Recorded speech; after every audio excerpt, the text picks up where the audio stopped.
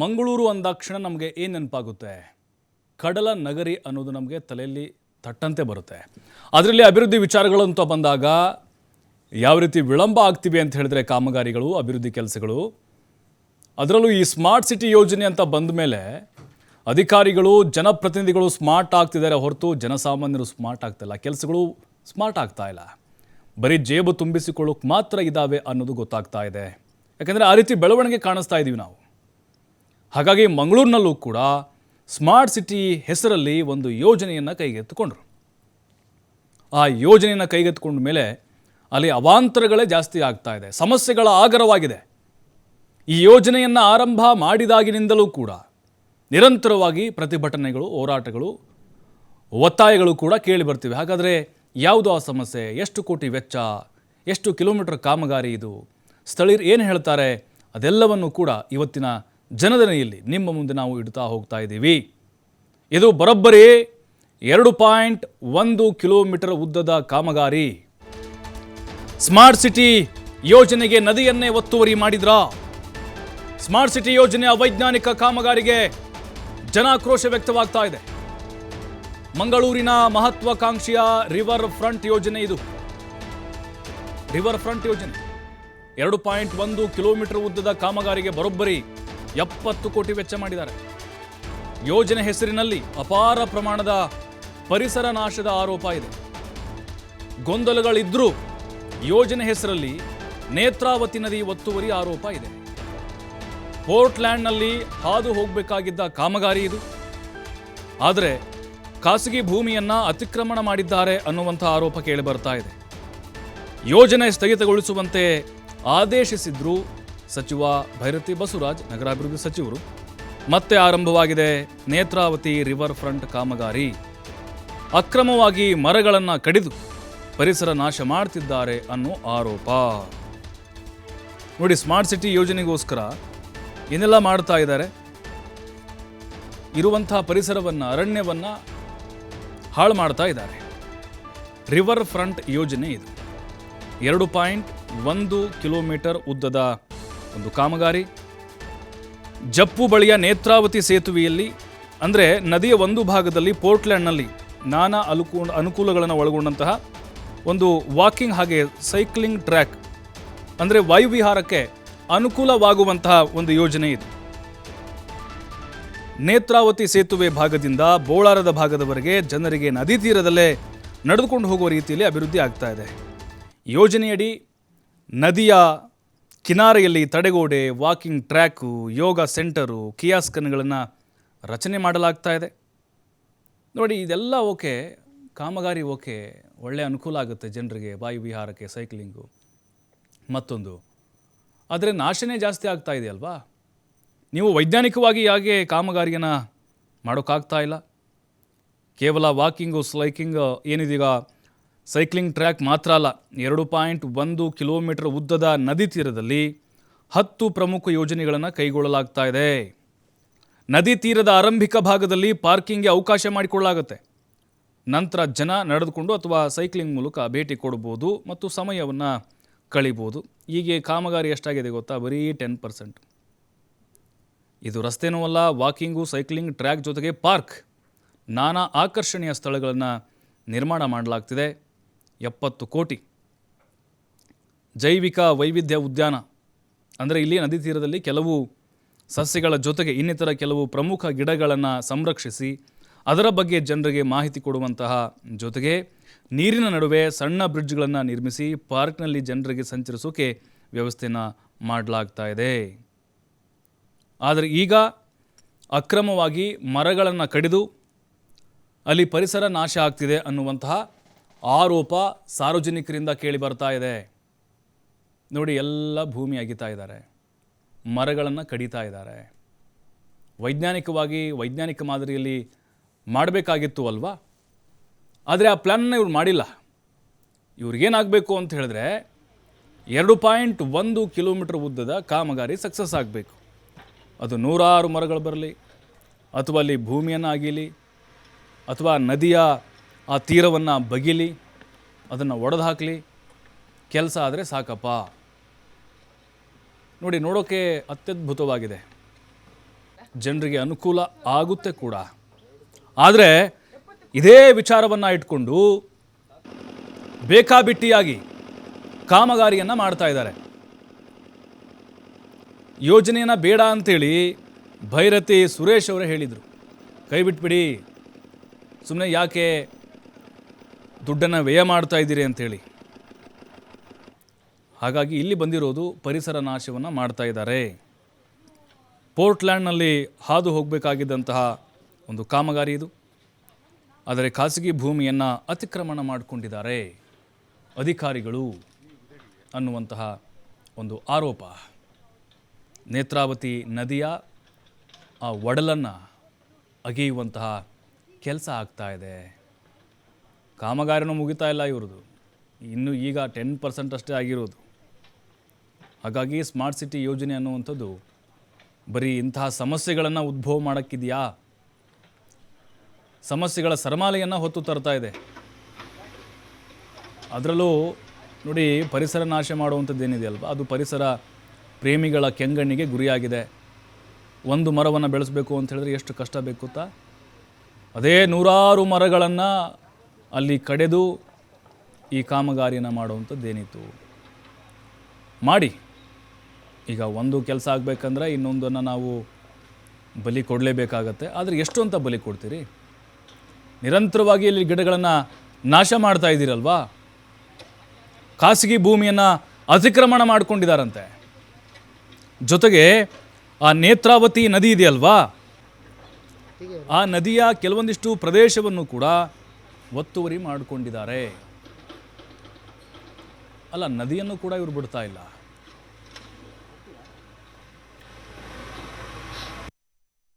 ನಮಗೆ ಇದು project start ಆಗ್ತದೆ.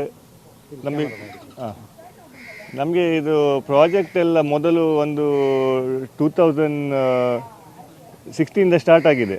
ಆಗ ಒಂದು ವಾಡಿಯಾ ಟೆಕ್ ಇದ್ದರು, ಅವರು ರೆಗ್ಯುಲರ್ ಬಂದು ಮಾತ್ರ ಮಾತಾಡ್ತಿದ್ರು. ಅವ್ರು ಹೇಳ್ತಿದ್ರು ಹೀಗೆ ಹೀಗೆ ಪ್ರಾಜೆಕ್ಟ್ ಆಗ್ತದೆ. ಮತ್ತು ಅವ್ರು ಹೇಳಿದರು ನಿಮಗೆ ಹೇಗೆ ಬೇಕಾಗೆ ಮಾಡ್ತೇವೆ ಎಲ್ಲ ಹೇಳಿದ್ದಾರೆ.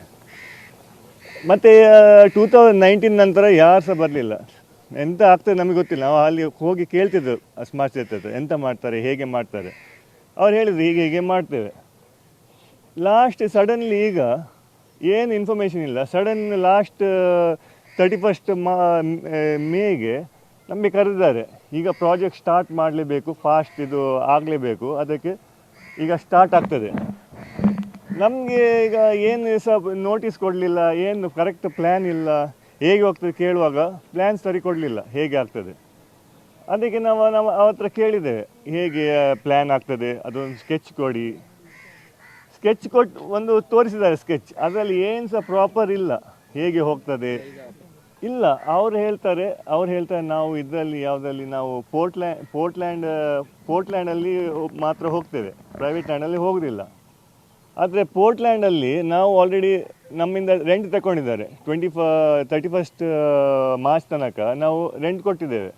ಇವರಿಗೆ ಪ್ರಾಜೆಕ್ಟ್ ಗೊತ್ತಾಗ ಯಾಕೆ ರೆಂಟ್ ತಗೊಳ್ಬೇಕು? 31 ಮಾರ್ಚ್ ತನಕ ಉಂಟು. ಇದು ಪ್ರಾಜೆಕ್ಟ್ ಕಂಪ್ಲೀಟ್ ಆಗಬೇಕು ಜೂನ್ 2023 ಅದಕ್ಕೆ ಇದು ಪ್ರೊಸೀಜರ್ಸ್ ಸರಿ ಇದು ಮಾಡಲಿಲ್ಲ, ಫಾಲೋ ಮಾಡಲಿಲ್ಲ. ನಾವು ಪೋರ್ಟ್ಲ್ಯಾಂಡ್ 100 ಇಯರ್ಸಿಂದ ಇದ್ದೇವೆ. ಬೋಟ್ ಬಿಲ್ಡಿಂಗ್ ಆಡಿದ್ದು ಓನರ್. ಸೊ ನಾವು ಎಷ್ಟೋ ಲಕ್ಷ ರೂಪಾಯಿ ಹಾಕಿ ಅಲ್ಲಿ ರೈಲಿಂಗ್ ಸಿಸ್ಟಮಲ್ಲಿ ಹಾಕಿ ನಾವು ಬೋಟ್ ಬಿಲ್ಡಿಂಗ್ ಆಡಿ. ಈಗ ವಿಷಯ ಏನಂದರೆ ಈ ಇದು ಪಾತ್ ಮಾಡ್ತಾರೆ, ಸೈಕಲ್ ಪಾತ್ ಮಾಡ್ತಾರೆ, ಅದು ಮಾಡ್ತಾರೆ ಅಂತ ಹೇಳಿ ನಮಗೆ ಇವರನ್ನು ಕತ್ತಲ್ಲ. ನಮಗೇನು ಇದ್ರ ಬಗ್ಗೆ ಯಾವ ಇನ್ಫಾರ್ಮೇಷನ್ ಇವರೆಗೂ ಇಲ್ಲ.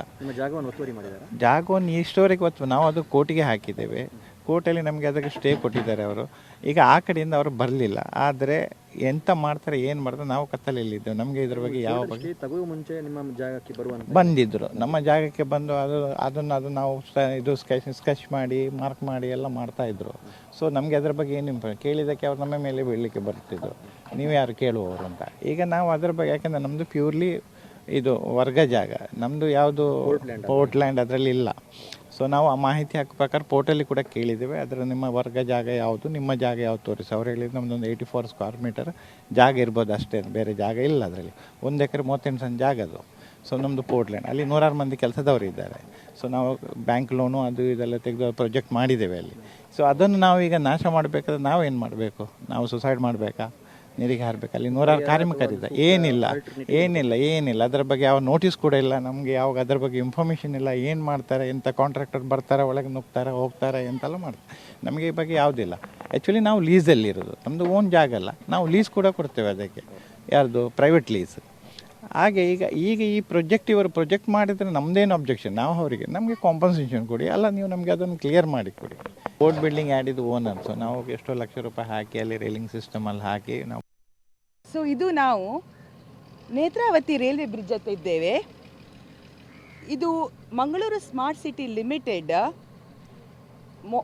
Netravati water front promenade development project 70 crores for just 2.1 kilometre ಸ್ಟ್ರೆಚ್ಚಿಗೆ ವಾಕ್ ಪಾತ್ ಮತ್ತು ಸೈಕಲ್ ಟ್ರ್ಯಾಕ್ ಮಾಡ್ತಾ ಇರುವಂಥ ಕಾಮಗಾರಿ. ಈ ಕಾಮಗಾರಿ 2.1 ಕಿಲೋಮೀಟರ್ ಆ್ಯಕ್ಚುಲಿ ಸ್ಟಾರ್ಟ್ ಆಗುವ point Netravati railway bridge to Bolar C phase. So ಇವರ ಪ್ರಕಾರ ಅವರು ಸೈಕಲ್ ಟ್ರ್ಯಾಕ್ ಮತ್ತು ವಾಕ್ ಪಾತ್ ಗವರ್ಮೆಂಟ್ ಲ್ಯಾಂಡಲ್ಲಿ ಮಾಡ್ತಾ ಇದ್ದೇವೆ ಅಂತ ಹೇಳ್ತಾರೆ. ಗವರ್ಮೆಂಟ್ ಲ್ಯಾಂಡ್ ನದಿ ತೀರದಲ್ಲಿ ಈ ಪಾರ್ಟಿಗೆ ಪೋರ್ಟ್ ಲ್ಯಾಂಡ್ ಅಂತ ಕರೀತಾರೆ.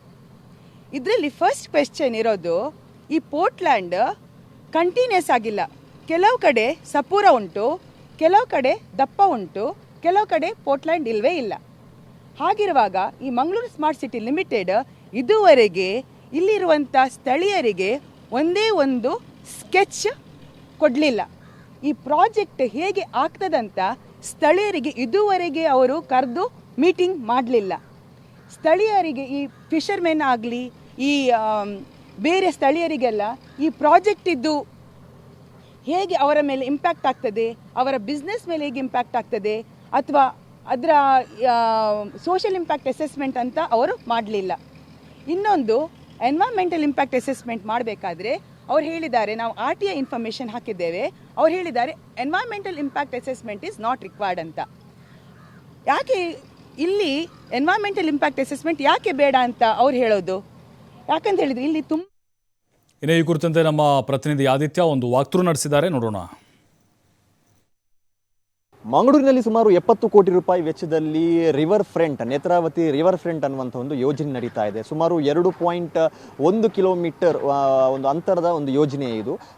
ಮಾರ್ಗನ್ಸ್ ಗೇಟ್ ಏನಿದೆ, ನೇತ್ರಾವತಿ ಮಾರ್ಗನ್ಸ್ ಗೇಟ್ನಿಂದ ಬೋಳಾರದವರೆಗೂ ಕೂಡ ಈ ಒಂದು ರಿವರ್ ಫ್ರಂಟ್ ಯೋಜನೆ ನಡೀಲಿಕ್ಕಿರುವಂಥದ್ದು. ಇದರಲ್ಲಿ ವಾಕಿಂಗ್ ಪಾತ್ ಹಾಗೂ ಸೈಕಲ್ ಟ್ರ್ಯಾಕ್ ಕೂಡ ಅಳವಡಿಸಲಿಕ್ಕಿದೆ ಅನ್ನುವಂಥ ಒಂದು ಮಾಹಿತಿ ಕೂಡ ಇರುವಂಥದ್ದು. ಇದರ ವಿರುದ್ಧ ಕಳೆದ ಬಾರಿ ಮಂಗಳೂರಿಗೆ ಭೇಟಿ ನೀಡಿದಂಥ ಸಂದರ್ಭ ಸಚಿವ ಬೈರತಿ ಸುರೇಶ್ ಅವರು ಕೂಡ ಇದರ ವಿರುದ್ಧ ಒಂದು ಅಸಮಾಧಾನವನ್ನು ಹೊರಹಾಕಿದ್ರು. ಕೇವಲ 2 ಕಿಲೋಮೀಟರ್ ಅಂತರದ ಒಂದು ಯೋಜನೆಗೆ 70 ಕೋಟಿ ರೂಪಾಯಿ ವೆಚ್ಚವನ್ನು ಖರ್ಚು ಮಾಡೋದು ಯಾಕೆ ಅಷ್ಟು ಹಣ ಬೇಕು ಅನ್ನುವಂಥ ರೀತಿಯಲ್ಲಿ ಸ್ಮಾರ್ಟ್ ಸಿಟಿ ಅಫಿಷಿಯಲ್ಸ್ ಅನ್ನ ಪ್ರಶ್ನೆ ಮಾಡಿದ್ರು. ಈ ಕಾಮಗಾರಿನ ತಾವು ಗಮನಿಸ್ತಾ ಹೋಗ್ಬೋದು. ಈ ಕಾಮಗಾರಿಯ ವಿರುದ್ಧ 70 ಕೋಟಿ ರೂಪಾಯಿ ಯಾಕೆ ಅನ್ನುವಂಥ ಒಂದು ಆಕ್ರೋಶ ಇದ್ರೆ, ಇನ್ನೊಂದು ಕಡೆಯಿಂದ ಇಲ್ಲಿ ಪರಿಸರದ ಒಂದು ನಿಯಮಗಳು ಏನಿದೆ ಈ ಎಲ್ಲವನ್ನ ಕೂಡ ವೈಲೇಟ್ ಮಾಡಲಾಗ್ತಾ ಇದೆ ಅಂತ. ಅಂದ್ರೆ ಎಲ್ಲ ನಿಯಮಗಳನ್ನ ಗಾಳಿಗೆ ತೂರಿ ತಮಗೆ ಬೇಕಾದ ರೀತಿಯಲ್ಲಿ ಇದನ್ನ ಮಾಡಲಾಗ್ತಾ ಇದೆ, ಕಾಮಗಾರಿಯನ್ನ ಮಾಡಲಾಗ್ತಾ ಇದೆ. ಅಂದ್ರೆ ಈ ನೇತ್ರಾವತಿ ದಡದ ಭಾಗದಲ್ಲಿ ಈ ಯೋಜನೆ ಆಗ್ತಾ ಇರುವಂತದ್ದು, ಆ ನೇತ್ರಾವತಿ ದಡದ ಭಾಗದಲ್ಲಿ ಎಲ್ಲೆಲ್ಲ ಈ ಒಂದು ಕಾಮಗಾರಿಯನ್ನು ಮಾಡೋದಕ್ಕೆ ಅವಕಾಶ ಇಲ್ವೋ ಆ ಜಾಗದಲ್ಲಿ ನದಿಯನ್ನು ಒತ್ತುವರಿ ಮಾಡಿ ಆ ನದಿಯ ಮೇಲೆ ಈ ಒಂದು ಕಾಮಗಾರಿಯನ್ನು ಮಾಡೋದಕ್ಕೆ ಮಂಗಳೂರು ಸ್ಮಾರ್ಟ್ ಸಿಟಿ ಏನು ಇಲಾಖೆ ಇದೆ ಅದು ಮುಂದಾಗಿದೆ ಅನ್ನುವಂಥ ಒಂದು ಆರೋಪ ಕೇಳಿ ಬರ್ತಾ ಇದೆ. ಇನ್ನು ಈ ನದಿಯ ಭಾಗದಲ್ಲಿ ಇರುವಂತಹ ಒಂದು ಪೋರ್ಟ್ ಲ್ಯಾಂಡ್ ಏನಿದೆ, ಈ ಪೋರ್ಟ್ ಲ್ಯಾಂಡ್ನಲ್ಲಿ ಅನೇಕ ಜನ ತಮ್ಮ ಒಂದು ಉದ್ಯಮಗಳನ್ನೆಲ್ಲ ನಡೆಸ್ತಾ ಇದ್ದಾರೆ. ವರ್ಷಾನುವರ್ಷ ಅದನ್ನು ರಿನ್ಯೂ ಮಾಡಿ ಅವರು ಇಲ್ಲಿ ಇರುವಂಥದ್ದು. ಅವ್ರಿಗೂ ಕೂಡ ಯಾವುದೇ ರೀತಿಯ ಒಂದು ನೋಟಿಸನ್ನು, ಮಾಹಿತಿಯನ್ನು ನೀಡದೆ ಬೇಕಾಬಿಟ್ಟಿಯಾಗಿ ಇಲ್ಲಿ ಕಾಮಗಾರಿಯನ್ನು ಮಾಡಲಾಗ್ತಾ ಇದೆ. ಅವರಿಗೆ ಬೇಕಾದಂಥ ಅವರ ಒಂದು ಏನು ಬೇಡಿಕೆಗಳಿದೆ ಅದಕ್ಕೆ ಯಾವುದಕ್ಕೂ ಕೂಡ ಸ್ಪಂದಿಸಲಾಗ್ತಾ ಇಲ್ಲ, ಮರಗಳನ್ನು ಕಡಿಯಲಾಗ್ತಾ ಇದೆ ಅನ್ನುವ ರೀತಿಯ ಒಂದು ಆರೋಪಗಳು ಕೇಳಿ ಬರ್ತಾ ಇದೆ. ತಾವು ಗಮನಿಸ್ತಾ ಹೋಗ್ಬೋದು, ಇದು ನೇತ್ರಾವತಿ ನದಿ ಹೀಗೆ ಇದೇ ಪಥದಲ್ಲಿ ಈ ಒಂದು ರಿವರ್ ಫ್ರಂಟ್ ಯೋಜನೆ ಹೋಗ್ಲಿಕ್ಕೆ ಇರುವಂಥದ್ದು. ಕೆಲವು ಕಡೆಗಳಲ್ಲಿ ಪೋರ್ಟ್ ಲ್ಯಾಂಡ್ ಅಲ್ಲಿ ಈ ಕಾಮಗಾರಿ ನಡೆದ್ರೆ, ಕೆಲವು ಭಾಗದಲ್ಲಿ ನದಿಯ ಆವರಿಸಿದ ಅಲ್ಲಿ ಪೋರ್ಟ್ ಲ್ಯಾಂಡ್ ಭೂಮಿ ಇಲ್ಲ, ಅಲ್ಲಿ ನದಿಯನ್ನು ಒತ್ತುವರಿ ಮಾಡಿ ಈ ಒಂದು ಕಾಮಗಾರಿ ನಡೀಲಿಕ್ಕೆ ಇರುವಂಥದ್ದು. ಹಾಗಾಗಿ ಇದರ ವಿರುದ್ಧ ಈಗ ಆಕ್ರೋಶಗಳು ಕೇಳಿ ಬರ್ತಾ ಇದೆ. ಈಗಾಗಲೇ ಕೋರ್ಟ್ನಲ್ಲೂ ಕೂಡ ಕೆಲವೊಂದಿಷ್ಟು ಆರೋಪಗಳು ಕೇಳಿ ಬರ್ತಾ ಇದೆ, ಕೋರ್ಟ್ನಲ್ಲೂ ಕೂಡ ಕೆಲವೊಂದಿಷ್ಟು ಪ್ರಕರಣಗಳು ಇದೆ. ಸೂಕ್ತವಾದ ನ್ಯಾಯವನ್ನು ಒದಗಿಸುವಂಥ ನಿಟ್ಟಿನಲ್ಲಿ ಅನೇಕ ಜನ ಹೋರಾಟದ ಹಾದಿಯನ್ನು ಹಿಡಿದಿದ್ದಾರೆ. ಉಸ್ತುವಾರಿ ಸಚಿವ ದಿನೇಶ್ ಗುಂಡೂರಾವ್ ಅವರು ಮಂಗಳೂರಿಗೆ ಟೀಮಿಗೆ ಬಂದಂಥ ಸಂದರ್ಭದಲ್ಲೂ ಕೂಡ ಅವರಿಗೆ ಆ ದೂರನ್ನು ನೀಡುವಂಥ ಕೆಲಸಗಳು ನಡೆದಿದೆ. ಇನ್ನು ಬೈರತಿ ಸುರೇಶ್ ಅವರು ಕೂಡ ಒಂದು ಹಂತದಲ್ಲಿ ಕಾಮಗಾರಿಯನ್ನು ಸ್ಥಗಿತ ಮಾಡುವಂಥ ಒಂದು ಆದೇಶವನ್ನು ನೀಡಿದ್ರು, ಕಾಮಗಾರಿಯನ್ನು ಸ್ಥಗಿತಗೊಳಿಸಿ ಅನ್ನುವಂಥ ರೀತಿಯ ಒಂದು ವಿಚಾರವನ್ನು ಹೇಳಿದರು. ಇಷ್ಟು ಇದರ ವಿರುದ್ಧ ಹೋರಾಟ ಮಾಡ್ತಾ ಇರುವಂಥವರ ಮಾತು. ಕ್ಯಾಮ್ರಾ ಪರ್ಸನ್ ರಂಜಿತ್ ಜೊತೆ ಆದಿತ್ಯ TV5 ಮಂಗಳೂರು. ಈ ಬಗ್ಗೆ ಮಾತನಾಡಲಿಕ್ಕೆ ಅಲ್ಲಿನ ಸ್ಥಳೀಯರು ಮತ್ತು ಸಂತ್ರಸ್ತರು ಕೂಡ ಹೌದು. ಸೂರಜ್ ಅವರು ದೂರವಾಣಿ ಸಂಪರ್ಕಕ್ಕೆ ಸಿಗಿದ್ದಾರೆ. ಸೂರಜ್ ಅವರು ನಮಸ್ಕಾರ. ನಮಸ್ಕಾರ. 70 ಕೋಟಿ ವೆಚ್ಚ, ಬರೀ 2.1 ಕಿಲೋಮೀಟರ್ ಕಾಮಗಾರಿ. ಈಗ ನಿಮ್ಮದು ಭೂಮಿ ಸ್ವಾಧೀನ ಮಾಡ್ಕೊಂಡಿದ್ದಾರಾ ಅಕ್ರಮವಾಗಿ? ಇಲ್ಲ, ನಮ್ಗೆ ಏನು ನೋಟಿಸ್ ಗೀಟಿಸ್ ಏನು ಕೊಡ್ಲಿಲ್ಲ ಇವರು, ಓಕೆ, ಸ್ಮಾರ್ಟ್ ಸಿಟಿ ಅವರು. ನಮ್ದೊಂದು ಇಲ್ಲಿ ದುಡಿಯೋರು ಒಂದು 30-40 ಲಕ್ಷ ಜನ ದುಡಿಯೋರು ಇದ್ದಾರೆ. ಅವರಿಗೆ ಒಟ್ಟಿಗೆ ಹೊಡೆಯುವಾಗಿ ಮಾತಾಡ, ನಮಗೆ ಅವ್ರಿಗೆ ಜಾಗ ಬಿಟ್ಟರೆ ನಮಗೆ ದುಡಿಲಿಕ್ಕೆ ಚಾನ್ಸ್ ಇಲ್ಲ. ನಾವು ಓಡಿ ಲೋನ್ ಎಲ್ಲ ತೆಗೆದಿದ್ದೇವೆ. ಓಕೆ, ಓಡಿ ಲೋನ್ ಎಲ್ಲ ತೆಗೆದು ಹಾಗೆ ಆಚೆ ಈಚೆ ಎಲ್ಲ ಲೋನ್ ಎಲ್ಲ ಮಾಡಿ ನಾವು ಬಿಸ್ನೆಸ್ ಮಾಡುದಲ್ಲ. ಇದು ಹೀಗೆ ಬಂದು ಇವರು ಹೀಗೆ ನಮಗೆ ಅಡ್ಡ ಕಾಲ ಇಟ್ಟರೆ ಹೇಗೆ ನಾವು ಬಿಸ್ನೆಸ್ ಮಾಡುದು? ಎಲ್ಲಿಂದ ದೂರದಿಂದ ಬಂದವರು ಇರುದಲ್ಲ 40 ಜನ. ಅಲ್ಲಗೆ ನಿಮ್ ಜಾಗ ಹೋಗಿಲ್ವಾ ಅಲ್ಲಿ? ನಮ್ ಜಾಗಕ್ಕೆ ಹೋಗ್ಲಿಕ್ಕೆ ಇದು ಮಾಡಿ ನಾವು ಸ್ಟೇ ಮಾಡಿದ್ದೇವೆ. ಓಕೆ ಓಕೆ, ನಾವು ಸ್ಟೇ ಮಾಡಿದ್ದಕ್ಕೆ ಈಗ ನಿಂತಿದೆ, ಇಲ್ಲಾದ್ರೆ ನಮ್ದು ಹೋಗ್ತಿತ್ತು ಇಷ್ಟವರೆಗೆ. ಅಲ್ಲ, ಇದು ಬೇಕಿತ್ತಾ ಅಲ್ಲಿ ಕಾಮಗಾರಿ? ಅವಶ್ಯಕತೆ ಬೇಡ, ಸುಮ್ಮನೆ ಅಲ್ಲ ಇದು ಸೈಕಲ್ ಯಾಕೆ ಇಲ್ಲಿ? ಹೌದು, ಹೊಟ್ಟೆ ತುಂಬಿಸುವುದರಲ್ಲಿ ಇದು ಬಂದ್ರೆ ಹೊಟ್ಟೆ ತುಂಬಿಸುದು ಯಾರು? ಹೌದು ಹೌದು ಹೌದು. ಸಾರ್ವಜನಿಕ ಎಷ್ಟೇ ಲಕ್ಷಗಟ್ಟಲೆ ಜನದ್ದು ದುಡಿ ಕೆಲಸವಿಲ್ಲ. ಹೌದು, ಇದಕ್ಕೋಸ್ಕರ ಇವರು ಕೆಲಸ ಕೊಡ್ತಾರೆ, ಅದಕ್ಕೆ ಕೆಲಸ ಸಿಗ್ತದೆ ಅವರಿಗೆ. ಎಲ್ಲ ಹೊಟ್ಟೆ ಬಾರಿ ಇಲ್ಲದೆ ಮನೆಯಲ್ಲಿ ಕೂತ್ಕೊಳ್ಬೇಕು ಈ ಸೈಕಲ್ ಟ್ರ್ಯಾಕ್ ಬಂದ್ರೆ. ಉಪಯೋಗ ಇಲ್ಲಲ್ಲ, ಇದು ಹಣ ವೇಸ್ಟ್ ಮಾಡ್ಲಿಕ್ಕೆಲ್ಲ ಸೈಕಲ್ ಟ್ರ್ಯಾಕ್ ಮಾಡುದು. ಅಂದ್ರೆ ದುಡ್ಡು ಮಾಡ್ಲಿಕ್ಕೆ ಇದು ಸ್ಮಾರ್ಟ್ ಸಿಟಿ ಇದು. ಮತ್ತೆ ದುಡ್ಡು ಮಾಡ್ಲಿಕ್ಕೆ ಇದು ನಮ್ಗೆ ನಮ್ಮ ಬಡವರಿಗೆ ದುಡಿ ತಿನ್ಲಿಕ್ಕಿಲ್ಲ. ಇದು ಇವತ್ತು ದುಡಿ ತಿನ್ನದಾಗಿ ಮಾಡುದು ಅಲ್ಲ. ಇಲ್ಲದೆ ಇದು ಈಗೆಲ್ಲ ಇಲ್ಲದ್ರೆ ದೂರದಿಂದ ಮಾಡ್ಲಿ, ನಮ್ಮ ಕೆಲಸಕ್ಕೆ ಯಾಕೆ ಇವರು ಅಡಚಣೆ ಕೊಡುದು? ಅಲ್ಲಿ ಅಲ್ಲಿ ಅಲ್ಲಿ ಏನ್ ಕೆಲಸ ಮಾಡೋದು ಈಗ ಅಲ್ಲಿ ನೀವು ಆ ಪ್ಲೇಸ್ ಅಲ್ಲಿ? ನಮ್ದು ಬಲೆ ನೆಟ್, ಫಿಶ್ ನೆಟ್ ಬಿಸ್ನೆಸ್ ಇದೆ, ಕೈಗಾರಿಕೆ ಕೆಲಸ, ಇಂಡಸ್ಟ್ರಿ ಇದೆ. ಓಕೆ ಓಕೆ, ಕೈಗಾರಿಕೆ ಕೆಲಸಕ್ಕೆ ಇವರು ಒಟ್ಟಿಗೆ ಹೊಡಿದ್ರೆ ಹೇಗೆ? ಇವರಿಗೆ ಹಣ ಆಗ್ಬೇಕಂತ ಬಡವರಿಗೆ ಒಟ್ಟಿಗೆ ಹೊಡಿದ್ರೆ ಆಗ್ತದಾ? ಬೇರೆ ರೀತಿಯಲ್ಲಿ ಇವರು ಹಣ ಮಾಡ್ಲಿ. ನೀವು ಸ್ಟಾರ್ಟಿಂಗ್ ಅಲ್ಲಿ ಅದಕ್ಕೆ ಅಪೀಲ್ ಮಾಡಿದ್ರಾ, ಅಪೋಸ್ ಮಾಡಿದ್ರಾ? ಯಾವ ಸ್ಟಾರ್ಟಿಂಗ್ ನಮಗೆ ಇದು ಮಾಡುವಾಗಲೇ ನಾನು ಸ್ಟೇ ಮಾಡಿದ್ದೇನೆ.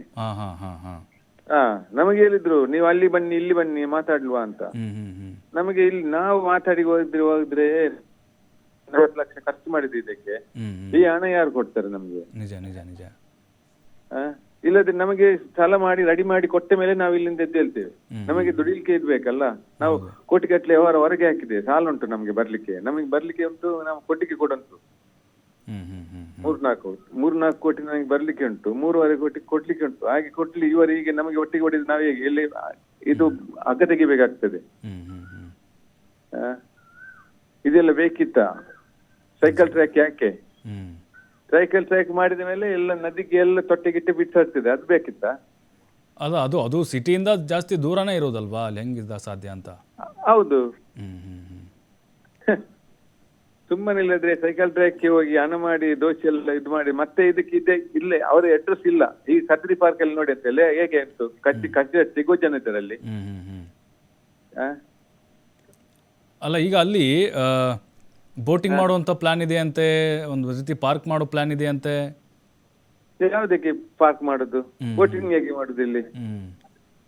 ಎಂತ ಮಾಡ್ಲಿಕ್ಕೆ ಈಗ ನೋಡಿ, ಇಲ್ಲಿ ನಾವು ಬೋಟ್ ಯಾರ್ಡ್ ಕೊಟ್ಟಿದ್ದಾರೆ ಅಲ್ಲಿ ಬದಿಯಲ್ಲಿ. ಓಕೆ, ಅವರಿಗೆ ಈಗ ಟ್ರ್ಯಾಕ್ ಮಾಡಿದ್ರೆ ಬೋಟ್ ಯಾರ್ಡ್ ಹೇಗೆ ಮಾಡುದು? Correct correct correct. ಈಗ ಟ್ರ್ಯಾಕ್ ಮಾಡಿ ಹೋದ್ರೆ ಬೋಟ್ ಯಾರ್ಡ್ ಮಾಡ್ಲಿಕ್ಕೆ ಆಗ್ತದ? ಏನು ಕ್ರೈನ್ ಅಲ್ಲಿ ಎತ್ತಿ ಬೋಟ್ ಒಳಗೆ ಇಡುದ? ಎಂತ ಇದು ಇವತ್ತು ತಲೆ ಇಲ್ಲದೆ ಕೆಲಸ ಮಾಡುದು. ಅಲ್ಲಿ ಇಂಜಿನಿಯರ್ ಹತ್ರ ಒಂದು ಮ್ಯಾಪ್ ಕೂಡ ಇಲ್ಲ ಕೆಲಸ ಮಾಡ್ಲಿಕ್ಕೆ ಬಂದವರಿಗೆ. ಮ್ಯಾಪ್ ಅಲ್ಲಿ ಸೈನ್ ಕೂಡ ಇಲ್ಲ. ಆಮೇಲೆ ಮರಗಳನ್ನು ಕಡಿತಿದ್ದಾರೆ, ಪರಿಸರ ನಾಶ ಆಗ್ತಾ ಇದೆ. ಹೌದು, ಎಲ್ಲ ಮರಗಳನ್ನೆಲ್ಲ ಕಡಿಸ್ತಿದ್ದಾರೆ. ಮತ್ತೆ ನದಿಗೆ ಕಲ್ಲು ಹಾಕ್ತಿದ್ದಾರೆ. ನದಿ ಕಲ್ಲು ಹಾಕ್ಬಹುದಾ? ಮಾಡ್ಲಿಕ್ಕಿಲ್ಲಲ್ಲ ಕಲ್ಲು. ಅಂದ್ರೆ ನದಿಯನ್ನು ಕೂಡ ಬಿಡ್ತಾ ಇಲ್ಲ, ಅಲ್ಲೂ ಅಗಿತಾ ಇದ್ದಾರೆ ಇವರು ಅಲ್ವಾ? ಅಲ್ಲೂ ಆಗಿತ್ತಿದ್ದಾರೆ. ಹೀಗೆ ಮಾಡಿದ್ರೆ ಹೇಗೆ? ನಾವು ಬಡವರು ದುಡಿ ತಿನ್ನೋದು ಹೇಗೆ? ಹೀಗೆ ಒಟ್ಟಿಗೆ ಬಿಡಿದ್ರೆ ಮತ್ತೆ ಹೇಗೆ ಮೇಲೆ ಬರುದು?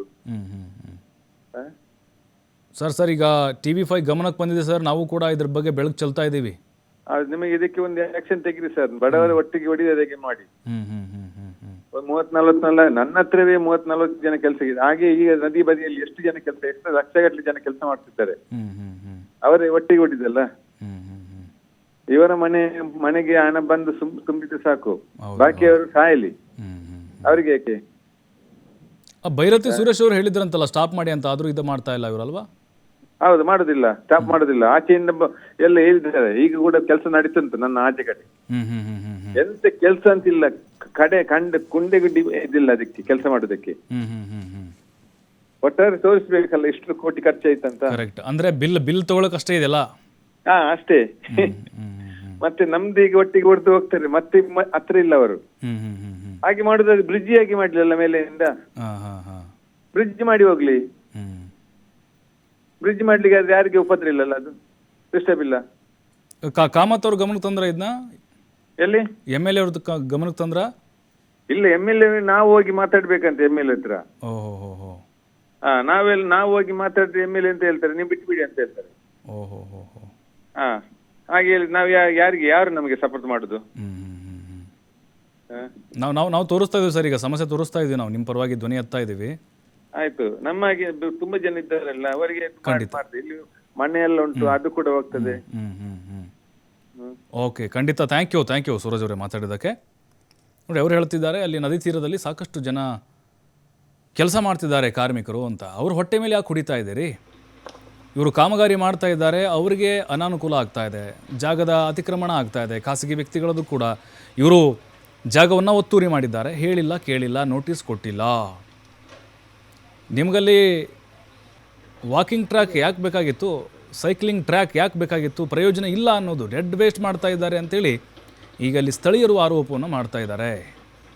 ಹಾಗಾಗಿ ಈ ಸ್ಮಾರ್ಟ್ ಸಿಟಿ ಯೋಜನೆ ಅನ್ನುವಂಥದ್ದೇನಿದೆ, ಇದರ ಅಡಿಯಲ್ಲಿ ಬರುವಂಥ ಕೆಲವೊಂದಿಷ್ಟು ಕಾಮಗಾರಿಗಳು ಕೇವಲ ಹೆಸರಿಗಷ್ಟೇ ಮಾತ್ರ ಸೀಮಿತ ಆಗ್ತಾ ಇದೆ. ಇದು ಕೇವಲ ಮಂಗಳೂರು ಅಂತ ನಾವು ಹೇಳ್ತಾ ಇಲ್ಲ, ಎಲ್ಲ ಕಡೆಗಳಲ್ಲೂ ಕೂಡ ಬರೀ ನೀರಿನಲ್ಲಿ ಹೋಮ ಮಾಡಿದಾಗ್ತಿದೆ. ಅಂದರೆ ದುಡ್ಡಿನ ಒಂದು ವಿಚಾರಕ್ಕೆ ಸಂಬಂಧಪಟ್ಟಂತೆ ಓನ್ಲಿ ಬಿಲ್ ಮಾಡಲಿಕ್ಕೆ ಏನಾದರೂ ಕಾಮಗಾರಿ ಮಾಡ್ತಿದ್ದೀರಾ ನೀವು? ಅಲ್ಲಿ ಸಾಧಕ ಬಾಧಕ ಏನಿದೆ, ಅಲ್ಲಿ ಅನುಕೂಲ ಅನಾನುಕೂಲ ಏನಿದೆ, ವಾಸ್ತವ ಚಿತ್ರಣ ಏನಿದೆ, ಇದ್ರ ಬಗ್ಗೆ ಚರ್ಚೆನೇ ಆಗಿಲ್ಲ. ಈ ಬಗ್ಗೆ ಮಾತಾಡಲಿಕ್ಕೆ ಸ್ಮಾರ್ಟ್ ಸಿಟಿ ಅಧಿಕಾರಿ ಇದ್ದಾರೆ, ಅರುಣ್ ಪ್ರಭು ಅವರು. ಮೇಡಮ್ ನಮಸ್ಕಾರ. ಸರ್ ನಮಸ್ಕಾರ ಸರ್ ನಮಸ್ತೆ ಸರ್. ಈಗ 70 ಕೋಟಿ ವೆಚ್ಚದ ಒಂದು ಕಾಮಗಾರಿ ನಡೀತಾ ಇದೆ ಅಲ್ಲಿ, ಸೈಕ್ಲಿಂಗ್ ಟ್ರ್ಯಾಕು, ವಾಕಿಂಗ್ ಟ್ರ್ಯಾಕ್ದು ನೇತ್ರಾವತಿ ನದಿ ಭಾಗದಲ್ಲಿ. ಬಟ್ ಇದು ಕಂಪ್ಲೀಟ್ ಆಗಿ ವೇಸ್ಟ್ ಅಂಥೇಳಿ ಲೋಕಲ್ ಪೀಪಲ್ ಹೇಳ್ತಾ ಇದ್ದಾರೆ ಸರ್.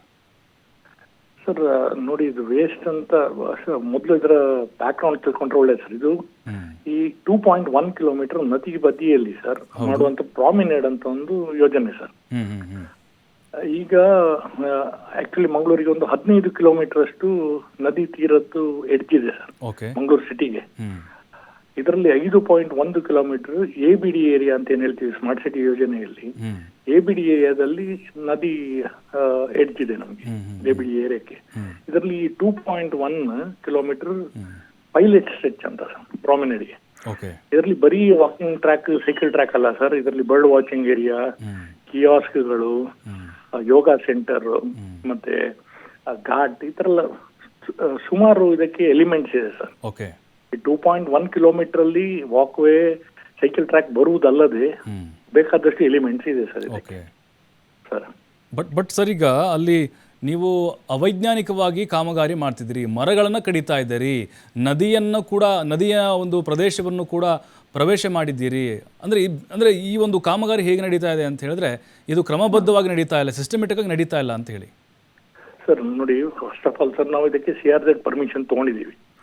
ನಾವು ಇವತ್ತಿನವರೆಗೆ ಸರ್, ನಾವು ಮೊದಲು ಏನಿತ್ತು ಅಂದ್ರೆ ನದಿ ಏನು ಎಡ್ಜಿತ್ತು, ಇದಕ್ಕೆ ಮೊದಲಿಂದಾನೇ ನದಿಯಲ್ಲಿ ಸರ್ ಇದಕ್ಕೆ ತಡೆಗೋಡೆ, ಕೆಲವು ಕಡೆ ಪಿಚ್ಚಿಂಗ್, ಹೀಗೆ ಈ ತರ ನದಿ ಎಡ್ಜ್ ಹಿಸ್ಟಾರಿಕಲಿ ನಾವು ಎಷ್ಟೋ ವರ್ಷದಿಂದ ಹಿಸ್ಟಾರಿಕಲಿ ಒಂದು ನದಿ ಎಡ್ಜ್ ಇದೆ ಸರ್ ಇದಕ್ಕೆ. ಅಲ್ಲಿ ನಾವೇನು ಡ್ರೈ ಸ್ಟೋನ್ ಮೇಸನ್ರಿ ಅಂತ ಏನ್ ಹೇಳ್ತಾರೆ ಅದಿದೆ.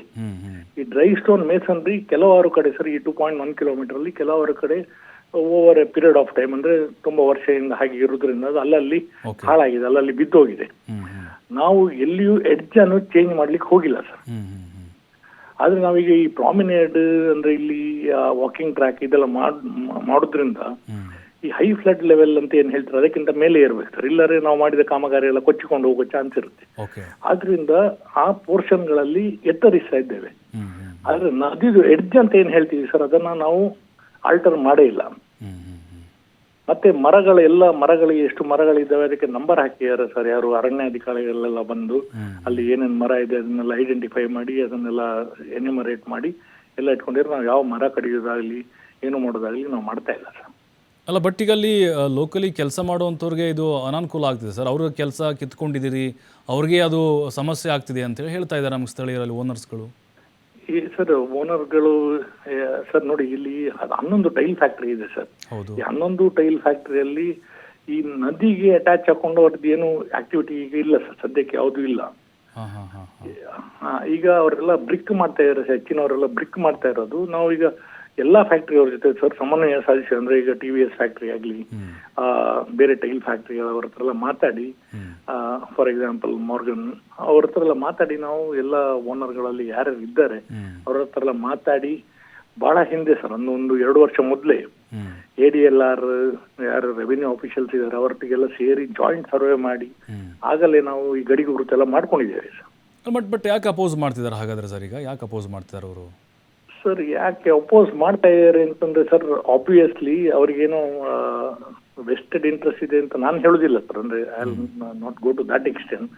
ಏನೋ ಸ್ವಲ್ಪ ಅಸಮಾಧಾನ ಇದೆ, ಅವ್ರನ್ನ ನಾವು ಕರೆಸಿ ಮಾತಾಡ್ಲಿಕ್ಕೆಲ್ಲ ಟ್ರೈ ಮಾಡಿದ್ದೇವೆ. ಸುಮಾರು ಜನ ಬಂದು ಆಗ್ಬೋದು ಅಂತಾನು ಹೇಳಿದ್ದಾರೆ. ಅಂದ್ರೆ ಮಿಸ್ಪ್ಲೇಸ್ಡ್ ಏನೋ ಒಂಥರ ನೋಷನ್ ಅಂತಾರೆ ಅಥವಾ ಏನಾರು ಒಂದು ಇದಿರ್ಬೋದು ಸರ್. ಬಟ್ ಎಲ್ಲರೂ ಅಂದ್ರೆ ನಮ್ಮ ಡಿಸ್ಟ್ರಿಕ್ಟ್ ಇನ್ಚಾರ್ಜ್ ಮಿನಿಸ್ಟರ್ ಹಿಡಿದು, ಡಿಸ್ಟ್ರಿಕ್ಟ್ ಇನ್ಚಾರ್ಜ್ ಸೆಕ್ರೆಟರಿ ಅವರಿಂದ ಹಿಡಿದು, DC ಅವರಿಂದ ಹಿಡಿದು ಎಲ್ಲರನ್ನು ಕರೆಸಿ ಮಾತಾಡ್ಲಿಕ್ಕೆ ಅವ್ರಿಗೇನು ಏನಾರ ತರ ಗಾಬರಿ ಅಥವಾ ಏನಾರು ತಪ್ಪು ತಿಳುವಳಿಕೆ ಏನಾರು ಹೋಗಲಕ್ಕೆ ಎಲ್ಲ ಪ್ರಯತ್ನ ಮಾಡ್ತಾ ಇದ್ದಾರೆ. ಬಟ್ ಈಗ ಮಿನಿಸ್ಟರ್ ಹೇಳಿದ್ರಂತೆ ಭೈರತಿ ಸುರೇಶ್ ಅವರು ಸ್ಟಾಪ್ ಮಾಡಿಬಿಡಿ ಅಂತ ಹೇಳಿ, ಹೌದಾ ಸರ್? ಭೈರತಿ ಸುರೇಶ್ ಅವರು ಸ್ಟಾಪ್ ಮಾಡಿ ಅಂತ ಹೇಳಿದ್ದು ಬೇರೆ ಇದು ಈ ಹೆಜ್ಜೆಗಳು ಆ ವಿಷಯಗಳಿಗೆ ಅಲ್ಲ ಸರ್. ಅವರಿಗೆ ಈ 2.1 ಕಿಲೋಮೀಟರ್ 70 ಕೋಟಿ ಯಾಕೆ ಖರ್ಚು ಮಾಡ್ತಾ ಇದ್ದೀರಿ, ಸೈಕಲ್ ಟ್ರ್ಯಾಕ್ ಮತ್ತೆ ವಾಕಿಂಗ್ ಟ್ರ್ಯಾಕಿಂಗ್ ಮಾತ್ರ ಅಂತ ಹೇಳಿ ಅವರು ಹೇಳಿದ್ರು ಸರ್. ನಮ್ಗೆ ಏನ್ ಸೂಚಿಸಿದ್ರು ಅಂದ್ರೆ ಅದನ್ನೆಲ್ಲ ನೋಡಿ ನೀವು ಅದು ಸರಿ ಇದೆಯಾ ಅಂತ KUDFC ಅಂತ ಏನು ನೋಡಲ್ ಏಜೆನ್ಸಿ ಇದೆ ಅವರೊಂದಿಗೂ ಇದು ಮಾಡಿ ನೋಡ್ಕೊಳ್ಳಿ, ಅದು ನಂಗೆ ತುಂಬಾ ಹೆಚ್ಚು ಕಾಣ್ತಾ ಇದೆ ಅಂತ ಮಂತ್ರಿಯವರು ಹೇಳಿದ್ ಸರ್. ಅದನ್ನ ಎಲ್ಲ ನಾವು ರಿವಿಸಿಟ್ ಮಾಡಿ, ಅಂದ್ರೆ ಸರ್ ಇದು ಒಂಥರ ಪ್ರೆಸ್ಟಿಜಿಯಸ್ ಪ್ರಾಜೆಕ್ಟ್ ಆಗಿರೋದ್ರಿಂದ sir, high quality finish, high quality gardening, landscaping ಈ ತರ ಎಲ್ಲ ಇರುತ್ತೆ ಸರ್. ಅದನ್ನು ರಿವಿಸಿಟ್ ಮಾಡ್ತಾ ಇದೀವಿ ಸರ್. ಬಟ್ ಬಹಳ ಡಿಲೇ ಆಗ್ತಿದೆ ಸರ್, ಬಹಳ ಡಿಲೇ ಆಗ್ತಿದೆ. ಜೂನ್ ಒಳಗಡೆ ಮುಗಿಬೇಕಾಗಿತ್ತು ಈಗ. ಹೌದು ಸರ್, ಬಹಳ ಡಿಲೇ ಆಗ್ತಾ ಇದೆ ಅಂತ ಹೇಳಿ ನಾವು ಎಲ್ಲ ಪ್ರೋಸೆಸ್ ಫಾಲೋ ಮಾಡ್ಬೇಕಾಯ್ತು ಸರ್. ಅಂದ್ರೆ CRZ ಅದಕ್ಕೆ ಮತ್ತೆ ಫಸ್ಟ್ ಆಫ್ ಆಲ್ ಸರ್ ಈ ಗುರುತೆಲ್ಲ ಮಾಡ್ಬೇಕಲ್ಲ ಸರ್, ಯಾವುದು ಪೋರ್ಟ್ ಲ್ಯಾಂಡ್ ಯಾವುದು, ಪ್ರೈವೇಟ್ ಲ್ಯಾಂಡ್ ಯಾವುದು, ಇದರಲ್ಲಿ ಟೈಮ್ ಹೋಗಿದೆ. ಹೌದಲ್ಲ, ನಿಮ್ಮ ಪ್ರಕಾರ ಈಗ ಈ ಯೋಜನೆಯಿಂದ, ಈ ಪ್ರಾಜೆಕ್ಟ್ ಇಂದ ಯಾರಿಗೂ ತೊಂದರೆ ಆಗ್ತಾ ಇಲ್ಲ ಅಂತ ಹಾಗಾದ್ರೇನಾ? ಹೌದು ಸರ್, ಯಾರಿಗೂ ತೊಂದರೆ ಆಗ್ತಿಲ್ಲ, ಇನ್ಫ್ಯಾಕ್ಟ್ ಎಲ್ಲರಿಗೂ ಉಪಕಾರ ಆಗುತ್ತೆ ಸರ್.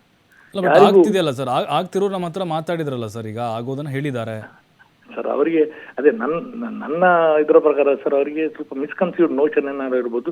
ನಾವು ಅದನ್ನ ಖಂಡಿತವಾಗ್ಲೂ ನಮ್ಮ ಮಿನಿಸ್ಟರ್ ಅವರು, ನಮ್ಮ MLA ಅವರು, ನಮ್ಮ MP ಅವರು ಎಲ್ಲರೂ ಸೇರಿ ಅವರಿಗೆ ಕರೆಕ್ಟ್ ಅದನ್ನ ಏನು ಅಂತ ಎಲ್ಲರನ್ನು ಕರೆದು ಸರ್ ಮಾತಾಡಿಸಿ ಅವ್ರ ಎಲ್ಲ ಸಮನ್ವಯ ಸಾಧಿಸಿಯೇ ಮಾಡೋದು ಸರ್. ಅಂದ್ರೆ ಇದರಲ್ಲಿ ಏನು ಯಾರಿಗೂ ತೊಂದರೆ ಆಗುವಂತ ವಿಷಯ ಇಲ್ಲ ಸರ್. ಅಲ್ಲ ಹೌದು, ಖಂಡಿತ. ಯಾಕಂದ್ರೆ ಅಲ್ಲಿ ನೇತ್ರಾವತಿ ನದಿ ಅಂದ್ರೆ ಈಗ ಪೋರ್ಟ್ಲ್ಯಾಂಡ್ ಅಲ್ಲಿ ಅದು ಹಾದು ಹೋಗ್ಬೇಕಾಗಿತ್ತಂತೆ. ಅಲ್ಲಿ ನದಿ ತೀರ ಅದೇನಿದೆ ಅದು ಎಂಡಲ್ಲಿ ಅದನ್ನು ಕೂಡ ಅಗಿತಾ ಇದ್ದಾರೆ JCB ಮೂಲಕ ಅಂತ ಹೇಳ್ತಿದ್ದಾರೆ. ಇಲ್ಲ ಸರ್, ಅದೆಲ್ಲ ಅಂದ್ರೆ ಎಲ್ಲಿ ಬಿದ್ದಿದೆ ಸರ್ ಈ ಗೋಡೆ, ತಡೆಗೋಡೆ ಎಲ್ಲಿ ಬಿದ್ದಿತ್ತು, ಎಲ್ಲಿ ಕೊಲ್ಯಾಪ್ಸ್ ಆಗಿತ್ತು ಅಥವಾ ಎಲ್ಲಿ ವೀಕ್ ಆಗಿತ್ತು ಅದನ್ನ ತೆಗೆದು ಸರ್. ಅಂದ್ರೆ ಇದು ಈ ಪ್ರಾಜೆಕ್ಟ್ ನಾವು ಇಷ್ಟು ಇನ್ವೆಸ್ಟ್ ಮಾಡ್ತಾ ಇರೋದ್ರಿಂದ ಇದಕ್ಕೆ ಅಂದ್ರೆ ಈ ಪ್ರಾಜೆಕ್ಟ್ ಅನ್ನು ಕರೆಕ್ಟ್ ಆಗಿ ಮಾಡ್ಬೇಕು, ಮತ್ತೆ ಹೆಜ್ಜೆ ಎಲ್ಲ ಕರೆಕ್ಟ್ ಆಗಿ ಡಿಫೈನ್ ಆಗಬೇಕು, ಆಗಾಗ ಯಾರಿಗೂ ತೊಂದರೆ ಆಗಬಾರ್ದು ಅಂತ ಹೇಳೋ ವಿಷಯದಲ್ಲಿ ಮಾತ್ರ ಏನು ಬೇಕು ಅದನ್ನ ಮಾಡ್ತಾ ಇರೋದು. ಅಲ್ಲ ಬಟ್ ಈಗ ಹೇಳ್ತಾ ಇರೋದವರು ಈ ಸ್ಮಾರ್ಟ್ ಸಿಟಿ ಪ್ರಾಜೆಕ್ಟ್ಗಳೇನಿದಾವೆ ಬಿಲ್ ಮಾಡ್ಲಿಕ್ಕಿದಾವೆ ಅನ್ನೋದು ಅವರ ಅರ್ಥದಲ್ಲಿ ಸರ್. ನೋಡಿ, ಇಷ್ಟುವರೆಗೆ ಬಿಲ್ ಮಾಡಿಲ್ಲ ಸರ್. ನಾವು ಬಿಲ್ ಮಾಡೋದು ಏನು ವರ್ಕ್ ಮಾಡಿರ್ತೇವೆ ಅದರ ಮೇಲೆ ಮಾತ್ರ ಸರ್. ಏನು ಎಸ್ಟಿಮೇಟ್ ಮಾಡಿರ್ತೇವೆ ಅದರ ಮೇಲೆ ಬಿಲ್ ಯಾರಿಗೂ ಕೊಡೋದಲ್ಲ ಸರ್. ಅಲ್ಲಿ ಎಷ್ಟು ವರ್ಕ್ ಆಗುತ್ತೆ ಅದನ್ನ ಮೆಜರ್ ಮಾಡಿ ಕೊಡುವಂತ ಸರ್. ಓಕೆ ಸರ್, ನನ್ನ ಕೊನೆ ಪ್ರಶ್ನೆ ಈಗ ಏನೇನೆಲ್ಲ ಸಮಸ್ಯೆಗಳಿದಾವೋ ಸರ್, ಏನೆಲ್ಲ ಸಮಸ್ಯೆಗಳಿದಾವೋ ಆದಷ್ಟು ಬೇಗ ಪರಿಹಾರ ಮಾಡ್ಕೊಳ್ಳಿ ಅಂತ. ಖಂಡಿತ ಸರ್, ಖಂಡಿತ. ತಮ್ಮ TV ಮೂಲಕ ತಮ್ಮನಿಗೆ ಯಾರಿದ್ದಾರೆ ಅವರಿಗೆಲ್ಲ ನನ್ನ ರಿಕ್ವೆಸ್ಟ್ ಏನಂತ ಹೇಳಿದ್ರೆ ಸರ್, ಏನಾದ್ರು ಮಿಸ್ಕನ್ಸೀವ್ಡ್ ನೋಷನ್ ಇದ್ರೆ ತಾವು ನಮ್ಗೆ ಹೆಲ್ಪ್ ಮಾಡಿ ಅದನ್ನೆಲ್ಲ ಹೋಗ್ಲಾಡಿಸಿ ಸರ್, ಎಲ್ಲರೂ ಒಟ್ಟಿಗೆ ಸೇರಿ ಒಂದು ರಿವರ್ ಫ್ರಂಟ್ ಅಂತ ಹೇಳಿದ್ರೆ ಎಲ್ಲರೂ ಸೇರ್ಕೊಂಡು ಮಾಡುವಂಥದ್ದು ಸರ್. ಅಲ್ಲ ಬಟ್ ನೀವು ರೆಸ್ಪಾನ್ಸ್ ಮಾಡ್ತಿಲ್ಲ ಅಂತ ಅಲ್ಲಿ ಬಂದಾಗ ನಿಮ್ಮ ಹತ್ರ ಬಂದಾಗ ಕೇಳ್ಕೊಂಡ್ರೆ ರೆಸ್ಪಾನ್ಸ್ ಮಾಡ್ತಿಲ್ಲ ಅನ್ನೋದು ಇದೆ ಆರೋಪ. ಇಲ್ಲ ಸರ್, ನಾನು 24/7 available sir in any form. ಅಂದ್ರೆ ನಂಗೆ ಫೋನ್ ಮಾಡಿದ್ರು ಬರ್ತೇನೆ, ನಾನು ಆಫೀಸಲ್ಲೂ ಇರ್ತೇನೆ, ಸೈಟಲ್ಲೂ ಸಿಗ್ತೇನೆ, ಎಲ್ಲಿ ಬೇಕಾದ್ರೂ ಸಿಗ್ತೇನೆ. ಅದಕ್ಕೇನು ಯಾವ ನಮ್ಗೆ ತೊಂದರೆನೂ ಇಲ್ಲ. ಓಕೆ, ಇದನ್ನ ಎಲ್ಲರೂ ಸೇರಿ ಒಟ್ಟಿಗೆ ಸೇರಿ ಮಾಡೋಣ ಅಂತ ನನ್ನ ಒಂದು ಕೋರಿಕೆ ಸರ್. ಇಲ್ಲಿ ಯಾರಿಗೂ ತೊಂದರೆ ಆಗದಾಗಿ, ಯಾರಿಗೂ ಏನು ಎಲ್ಲರಿಗೂ ಒಳ್ಳೇದಾಗುವಾಗಿ ಇದೊಂದು ಪ್ರಾಜೆಕ್ಟ್ ಮಾಡೋಣ ಸರ್. ಯಾಕಂದ್ರೆ ಮಂಗಳೂರಿಗೆ ಸ್ಮಾರ್ಟ್ ಸಿಟಿ ಸಿಕ್ಕಿರುವುದೇ ಈ ಒಂದು ಪ್ರಾಜೆಕ್ಟ್ ಇಂದ. ಓಕೆ, ಥ್ಯಾಂಕ್ ಯು ಅರುಣ್ ಪ್ರಭು ಅವರು ಮಾತಾಡೋದಕ್ಕೆ. ಅವ್ರು ಹೇಳ್ತಾ ಇದ್ದಾರೆ, ಈಗ ಕಾಮಗಾರಿ ಶುರು ಮಾಡಿದ್ದೀವಿ, ವೈಜ್ಞಾನಿಕವಾಗಿ ಮಾಡ್ತಿದ್ವಿ, ತಡೆಗೋಡೆ ಎಲ್ಲ ಹೇಳ್ತಾ ಇದ್ದಾರೆ. ಬಟ್ ಸ್ಥಳೀಯರು ವಿರೋಧವನ್ನು ಮಾಡ್ತಾ ಇದ್ದಾರೆ. ಪೋರ್ಟ್ಲ್ಯಾಂಡ್ ಮೂಲಕ ಹಾದು ಹೋಗಬೇಕಾಗಿತ್ತು, ಆದರೆ ಇದು ಅವೈಜ್ಞಾನಿಕವಾಗಿದೆ, ಅಲ್ಲಿ ಖಾಸಗಿ ಜಾಗವನ್ನು ಕೂಡ ಇವರು ಅತಿಕ್ರಮಣ ಮಾಡಿಕೊಳ್ತಾ ಇದ್ದಾರೆ ಅಂಥೇಳಿ. ಆದಷ್ಟು ಬೇಗ ಸ್ಮಾರ್ಟ್ ಸಿಟಿ ಅಧಿಕಾರಿಗಳು ಅವರ ಕೂತು ಬಗೆಹರಿಸ್ಕೊಂಡು ಸಮನ್ವಯತೆ ಸಾಧಿಸಿ ಯಾರಿಗೂ ಸಮಸ್ಯೆ ಆಗದಂತೆ ಇದನ್ನು ವೈಜ್ಞಾನಿಕವಾಗಿ ಕಾಮಗಾರಿಯನ್ನು ಮುಗಿಸಿ ಜನರಿಗೆ ಅನುಕೂಲ ಮಾಡಿಕೊಡಿ. ಕಾದು ನೋಡ್ತೀವಿ ಮುಂದೆ ಏನಾಗುತ್ತೆ ಅಂತ.